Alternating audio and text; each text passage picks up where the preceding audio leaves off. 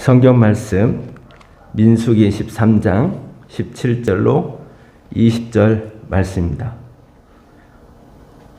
민수기 13장 17절로 20절 말씀. 모세가 가나안 땅을 정탐하라 그들을 보내며 이르되 너희는 네겝 길로 행하여 산지로 올라가서 그 땅이 어떠한지 정탐하라. 곧 그 땅 거민이 강한지 약한지 많은지 적은지와 그들이 사는 땅이 좋은지 나쁜지와 사는 성읍이 진영인지 산성인지와 토지가 비옥한지 메마른지 나무가 있는지 없는지를 탐지하라. 담대하라. 또 그 땅의 실과를 가져오라 하니 그때는 포도가 처음 익을 즈음이었더라. 25절에서 29절까지 말씀입니다. 40일 동안 땅을 정탐하기를 마치고 돌아와 바란 광야 가데스에 이르러 모세와 아론과 이스라엘 자손이 온 회중에 나와 그들에게 보고하고 그 땅의 과일을 보이고 모세에게 말하여 이르되 당신이 우리를 보낸 땅에 간즉 과연 그 땅에 젖과 꿀이 흐르는데 이것은 그 땅의 과일이니이다. 그러나 그 땅 거주민은 강하고 성읍은 견고하고 심히 클 뿐 아니라 거기서 아낙 자손을 보았으며 아말렉인은 남방 땅에 거주하고 헤딘과 여부시인과 아모리인은 산지에 거주하고 가나안인은 해변과 요단가에 거주하더이다. 아멘. 가슴에 손을 얹고 이게 따라합니다. 하나님은 나에게 복을 주기 원하시며 건강 주시기를 원하노라. 아멘. 저와 여러분의 모든 삶이 항상 복이 있고 건강하시기를 주의 이름으로 축원합니다. 오늘 본문은 홍해를 건너온 이스라엘 백성들에게 하나님은 가나안 땅을 정탐하고 오게 하라라고 정탐꾼들을 보내게 되는 말씀입니다. 애굽으로부터 오랜 세월 동안 종살이를 해오던 그런 민족이었습니다. 애굽을 나오는 순간 그들은 굉장히 놀라운 기적을 체험했습니다. 아, 하나님이 정말 살아계시는구나 라는 확신을 하게 되었습니다. 그래서 그들은 무엇이든지 다 할 수 있다라는 확신, 이런 믿음이 그들에게 있었습니다. 그리고 이제 하나님은 모세를 통해서 가나안 땅, 그들이 들어갈 땅을 살펴보고 오라라고 정탐꾼을 보내게 됩니다. 먼저 너희는 가서 그 땅에 가서 열매를 들고 오라라고 모세가 명령하게 되죠. 가데스 바네아에서 사람들을 불러 모았습니다. 굉장히 중대한 발표였습니다. 각 지파별로 미래 비전이 있고 그 지파를 먹이 살만 하며 리더가 될 만한 젊은 한 청년들을 선택하라, 취하라 라고 말씀하시죠. 이는 아마도 그 지파에서는 제일 가는 멋진 리더자들, 차후의 리더가 될 수 있을 만큼의 멋있는 그런 훌륭한 젊은 청년들이었습니다. 안목도 있었고 배운 지식도 있었으며 여러 가지 많은 건강하고 강건한 또 믿음이 있는 그런 신앙의 젊은이들, 이런 젊은이들이 12명이 모였습니다. 그 12명을 불러다 놓고 모세가 이런 말을 합니다. 자, 너희가 가나안 땅으로 들어가라. 가나안 땅으로 들어가서 그 땅은 우리가 들어갈 땅이다. 하나님 우리에게 주신 땅이다. 우리는 이제 그 땅으로 들어가야 될 것이다. 확신 있는 메시지였습니다. 그 땅은 우리의 땅이다. 우리가 들어가서 살 땅이다 라는 것입니다. 그래서 너희는 가서 그 땅의 산지는 어디에 산지가 있으며 들녘은 어디 있으며 골짜기는 어디 있으며 어느 땅으로 가는 것이 우리가 더 쉽게 용이하게 그 땅을 취할 수 있는지, 그 성읍은 어디에 위치해 있으며 그 땅에는 무엇을 먹고 마실 수 있으며 각기 다양한 여러 많은 것을 정탐하고 너희가 돌아올 때는 꼭 그 땅에 소산을 들고 오라. 그 땅에 열매를 들고 오라 라고 말씀을 하시죠. 정탐꾼들은 40여일 동안을 그렇게 가나안 땅을 정탐했습니다. 그들이 보기에도 가나안 땅은 참 좋았습니다. 광야의 어떤 모습보다도 하나님의 약속 있는 그 땅이었기에 그들은 확신도 있었습니다. 그리고 마침내 40일이 지나서 그들은 각기 그 땅의 소산 과일을 들고 포도가 처음 익을 즈음인지라, 포도가 처음 익을 그때는 포도 열매의 과실도 굉장히 탐스럽고 맛도 있습니다. 맛있고 탐스러운 이 과일들을 들고 그들은 행복하고 즐거운 마음으로 돌아왔습니다. 근데 돌아와서 보고를 하기를 보고하는 부분에 있어서 조금 달랐습니다. 10명의 정탐꾼들은 이런 이야기를 했습니다. 우리가 그 땅을 들어가서 보니 심히 좋았습니다. 멋있었습니다. 아름답습니다. 심히 들어가고 싶은 그 마음이 우리에게 있습니다. 하지만 그 땅은 우리보다 거대한 사람들이 있으며 몸짓도 있으며 그들의 성읍은 우리가 싸워서 이길 만한 그런 성읍이 아닙니다. 아주 강력한 그런 성읍에 우리가 도전하기가 쉽지 않을 것 같습니다. 우리가 할 수 없을 것 같습니다. 라는 보고를 했고 여호수아와 갈렙만이 우리가 가보자라는 이런 말을 하게 되었습니다. 그 땅은 우리에게 주신 땅이요 하나님이 우리에게 주신 땅이다. 하나님은 우리와 함께 있고 그 땅의 신들은 다 떠나갔다라고 말을 하죠.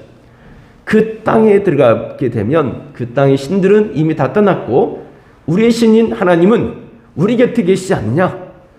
여호수아의 갈렙의 그 마음속에는 홍해바다를 건너왔을 때 하나님께서 애굽을 물리치고 나오게 하셨고 홍해바다를 건너가게 하셨던 그 하나님의 영광스러운 그 마음이 가슴 속에 설레고 있었던 거죠. 하나님은 분명히 그 땅은 너희 것이다 라는 확실한 목적을 그들에게 심어주었습니다. 그러니 가라 라는 이야기였죠. 명령하신 하나님의 뜻은 분명했습니다. 그 땅은 내가 너에게 주는 거야. 가서 취하면 돼. 확신이죠. 그러나 10명 정탐꾼들은 하나님의 약속 있는 말씀보다는 내 눈에 보기에 저건 불가능해. 어려워. 안 돼. 이 이야기를 먼저 보게 되었죠. 그래서 열매를 가지고는 오지만 내 눈에 보이는 열매보다 하나님께서 하신 말씀을 잊어버리고 내 눈에 보이는 열매를 더 많이 생각하게 되었던 것 같습니다. 가끔 이런 경우가 있습니다. 아내들이 남편에게 슈퍼에 가서 두부를 한번 사가지고 오세요 라고 합니다. 그러면 남편들이 가기 싫어도 음식을 해주는 그런 부인의 그런 성화에 못 이겨 슈퍼를 갑니다. 슈퍼를 가서 두부를 하나 딱 사려고 할 때 대다수 남편들이 당황합니다. 왜냐하면 두부가 어디가 두부들이 많아요. 찌개용이 있고 국거리용이 있고 또 무슨 두부가 있고 이 두부도 제조사별로 또 있습니다. 그리고 또 한 개만 있는 것이 아니라 2개짜리도 있습니다. 이 두부를 살까? 저 두부를 살까? 이 정도 양이 맞을까? 저 정도 양이 맞을까? 굉장히 당황하게 됩니다. 과거에는 두부하면 딱 한 가지 용도밖에 없었습니다. 두부. 그런데 요즘에는 두부도 굉장히 다양하죠. 찌개용, 부침용, 국거리용, 정말 다양합니다. 남편들이 당황할 수밖에 없습니다. 그래서 남편의 생각에 이것이다 하고 생각해서 가지고 오면 부인들이 이야기하죠. 당신은 눈도 없어요? 지금 찌개 끓이려고 하는 거잖아요. 그럼 찌개용을 사와야지 왜 이런 두부를 사가지고 왔느냐. 나와 같이 슈퍼를 몇 번을 갔는데도 그걸 모르느냐 라고 말을 하죠. 네, 10명의 정탐꾼들이 이와 같습니다. 하나님이 이스라엘 백성들의 적과 꿀이 흐르는 가나안 땅을 그들에게 주었습니다. 너희의 것이야. 내가 너희에게 주는 거야. 가서 어디로 가서 살면 될지, 어느 지역에 들어가 살 것인지, 어느 지역을 취할 것인지 정탐하고 돌아오라 라는 말씀이셨어요. 그러나 10명의 정탐꾼들은 갈 수 없습니다.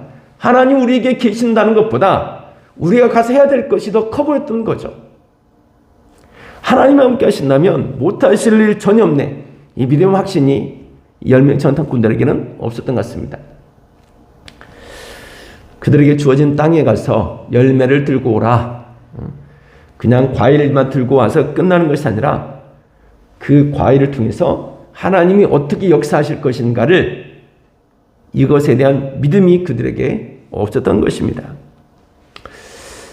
아마도 이와 같이 하나님도 예수님을 이 세상에 보내셨습니다.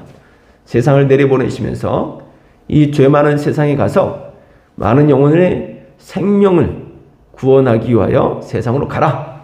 예수님께서 하나님의 말씀을 따라 이 세상에 오셨습니다. 세상을 사랑하신 하나님을 이 세상에 보여주고 그들을 자기들의 죄에 있는 그들의 영혼을 주 예수, 그들의 죄로부터서 그들을 살려낼 자 예수, 그분이 우리에게 오셨습니다. 이 세상은 죄가 가득한 세상인지라 하나님 앞에 감사하기는커녕 불평과 원망만이 가득한 이런 세상이었습니다. 죽음의 그림자로부터서 해결할 방법이 없었습니다. 그때 죽어가는 영혼을 보시고 아버지는 아들을 세상에 보내셨던 것입니다. 예수님이 이 세상에 오셨습니다. 많은 사람들을 살리시겠다고 이 세상에 오셨습니다. 하지만 오시는 그 순간부터 많은 사람들은 예수님을 거절하였습니다. 예수님을 무시했고 주를 향하여 욕을 했으며 비판했으며 돌까지 던졌습니다. 아마 우리 같으면 이런 세상에 내가 무엇하러 왔을까 싶을 것 같습니다. 하나님의 땅, 하나님의 나라를 위하여 오셨던 예수님이 이 세상의 이런 모든 모습을 보고 주님은 아마 우리 같았으면 그냥 엎어버리는지 정말 끝! 더 이상은 안 돼! 하고 돌아갔을지 모르겠습니다. 그 옛날 아버지가 매선 칼을 들고 아들을 향하여 죽이려고 했었죠. 아브라함 이야기입니다. 그때 아들이 말하죠. 자기를 죽이려는 아버지를 향해서 아무 말 하지 않고 내가 아버지의 어린 양이 되겠습니다. 이 믿음의 고백을 드리죠. 예수님도 그 믿음을 따라서 십자가의 죽음을 통하여 우리에게 부활의 길을 열어주셨습니다. 죄 많은 이 세상에 오셨지만 예수님도 죄 많은 이 세상에서 부활의 열매, 구원의 열매를 거둬들이고 아버지의 나라로 가시겠다고 주님도 이렇게 우리에게 보여주셨습니다. 이제 우리도 이 세상 살면서 우리도 손에 어떤 열매인가를 들고 무슨 열매인지는 우리가 스스로 생각해 보시기 바랍니다. 내가 어떤 열매를 들고 아버지께 나아갈까? 내가 무슨 열매를 들고 하나님 앞에 나아갈까? 우리도 무슨 열매를 들고 내 인생의 삶을 하나님 앞에 감사함으로 들고 나갈 수 있을까? 모세가 정탐꾼들을 가나안 땅에 보내셨던 것처럼 예수님도 가라, 너희가 세상으로 가라, 가서 세상을 구원하라 라고 말씀하시면서 우리를 세상으로 파송하셨습니다. 세상으로 보내시면서 각자 자기들의 삶 속에서 열매를 들고 오라 라고 말씀하시죠. 아마 어떤 이들은 이렇게 말할 것입니다. 우리가 세상으로 가서 보니 세상의 장벽이 너무 높습니다. 교회에 대한 장벽, 교회에 대한 안 좋은 어떤 인식 너무 높아서 우리가 그들에게 교회라는 말을 꺼내지도 못하겠습니다. 예수 믿으세요라고 말도 못했습니다. 이런 말을 할 수 있습니다. 그래도 우리는 이 세상에서 열매를 가지고 주 앞에 서야 합니다. 가인과 아벨 하면 같은 형제였습니다. 하나님께서 가인과 아벨에게 너의 삶의 열매를 들고 내게 나와 예배하라 라고 말씀하시죠. 가인은 땅에서 농사 지은 것을 들고 왔고 아벨은 양을 치던 양들을 쳐서 그 양을 하나님께 드리겠다고 가져왔습니다. 하지만 하나님은 곡식단을 가져온 가인의 예배는 받지 않으시고 아벨의 예배만 받으시죠. 이 일로 인해서 가인이 아벨을 죽이는 이런 험악한 이런 모습을 보게 됩니다. 이유는 이렇습니다. 척박한 땅, 저주받은 땅이었습니다. 척박하고 저주받은 땅에서라도 열매를 거둬들인다면, 열매를 가지고 올 수 있다면 정말 감사한 일이죠. 정말 감사한 일입니다. 모두가 그 땅에서 얻지 못하지만 작은 것 하나라도 그 땅에서 얻을 수 있다면 그건 하나님께 감사할 이야기입니다. 아마도 이 가인은 이 저주받은 땅에서 이까지 것 이렇게 고생했는데 이것밖에 되지 않아 라고 말했을 것 같아요. 하나님 옆에 감사는커녕 불평과 불명과 투덜투덜고 매사의 모든 일이 투덜투덜 그러면 어떻게 되는지 아세요? 오리입이 돼요. 오리처럼 이렇게 투덜투덜. 우리는 아벨처럼 어떤 상황 속에서든지 감사함으로 주 앞에 드려지는 열매를 드려야 돼요. 지난 한 주간 저도 십자가 길을 걷듯이 쉽지 않은 한 주간이었습니다. 먼저는 옥탑에 십자가에 불이 들어오지 않았어요. 옥탑 안에. 그래서 한 2달 이상 지금 불이 들어오지 않으니까 타교 집사님이 불이 안 들어와요. 목사님 불이 안 들어와요. 몇 번을 얘기하시는 거예요. 우리 교회 집사님들은 그런가 보다 하고 지나가는데 이 집사님은 불이 안 들어온다고 그러더니 급기야는 혹시 제가 기도하다가 그러는데 드는 생각인데 제가 그 십자가 이렇게 하는데 제가 헌금하면 되지 않겠습니까? 헌금하고 싶은데 좀 받아주시겠어요? 라고 하시는 거예요. 그런데 십자가를 그래서 불이 들어오게 하려고 한 2주 전에 집사님들 같이 올라가서 작업을 했는데 불이 안 들어오는 거예요. 그래서 결국은 안 되겠다. 원점에 다시 공사를 해야 되겠구나. 이런 생각을 했습니다. 그래서 지난 주일날 공사를 하자고 집사님과 얘기해서 토요일날 그 안에 사람 키만한 제 키 높이만한 PT 아시바를 3단을 쌓아야 되거든요.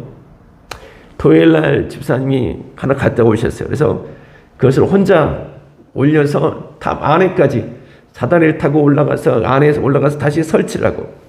근데 아무래도 높이가 맞아요. 그래서 주일날 같이 해야지 했는데 집사님들의 시간이 다 안 돼서 결국은 주일날 제가 또 PT 아시바를 가져다가 다시 한 손으로 들고 올라가서 설치하고 또 안전하게 또 끈을 묶고 하다 보니까 작업할 시간이 안 됐어요. 그리고 그 다음날 일하기로 했는데 그 다음날도 집사님이 시간이 안 돼서 도저히 안 되겠다. 더 이상 미룰 수 없다. 라고 생각하고 이제 혼자서라도 올라가서 해야겠다. 참 공교롭게도 그날 헌금을 하시더라고요. 그런데 안 할 수가 없잖아요. 그래서 좀 몸을 이기면서 올라가서 좀 무리가 될지라도 긴장감도 됩니다. 하지만 어쨌든 불을 밝혔어요. 얼마나 감사한지요. 목마른 사람이 우물을 판다고 목회자가 일을 하지 않으면 안 되겠다 싶어서 결국 했습니다. 근데 몸이 좀 좋지 않은 상황인데 시골에서 또 전화가 왔네요. 콩을 타작해서 우리 형제들께 나눠야겠는데 혹시 시간이 되느냐고. 토요일날 가기로 했는데 토요일날 전국에 비가 온다고 해서 논에 밭에 콩을 다 걷어놨는데 이걸 비닐을 덮고 뭐 해도 이게 어렵다는 거예요. 도대체 얼마나 많길래 그런가 싶어서 어쩔 수 없이 목요일날 이른 새벽에 내려가게 되었습니다. 가서 보니까 정말 많아요. 한 500평, 600평 정도 되는 것 같아요. 콩타발이 이쪽에 저쪽에 2-3군데로 이렇게 한 군데 모아져 있어서 그것을 먼지를 뒤집어 쓰며 타작을 했습니다. 그리고 밥 먹고 올라왔더니 밤 11시가 되었더라고요. 이른 새벽에 내려가서 밤 11시에 오니까 몸이 정말 피곤할 만큼 지칠 만큼 몸살이 막 한참 오기 시작했어요. 아니나 다를까 몸이 확 갔습니다. 그렇지만 그래도 열매를 가지고 왔습니다. 곡식의 열매도 가져왔고 영적인 십자가의 열매도 불을 밝혔어요. 우리 삶의 열매를 들고 와서 예배하는 추수 감사절 이런 절기가 되어야 될 것 같습니다. 다음 주간에도 여러분이 오실 때 과일도 가지고 오시겠지만 이런 열매도 있지만 내게 주신 가정의 열매, 내 인생에 주신 열매 또는 내 직장에서 내 사업장에서 하나님이 우리에게 주신 열매로 하나님께 영광 돌려드리는 이런 삶을 살아갈 수 있기를 주의 이름으로 축원합니다. 좋으신 하나님, 우리 인생의 삶에 열매를 들고 주 앞에 나와서 예배하는 감사절이 되게 하여 주시옵소서.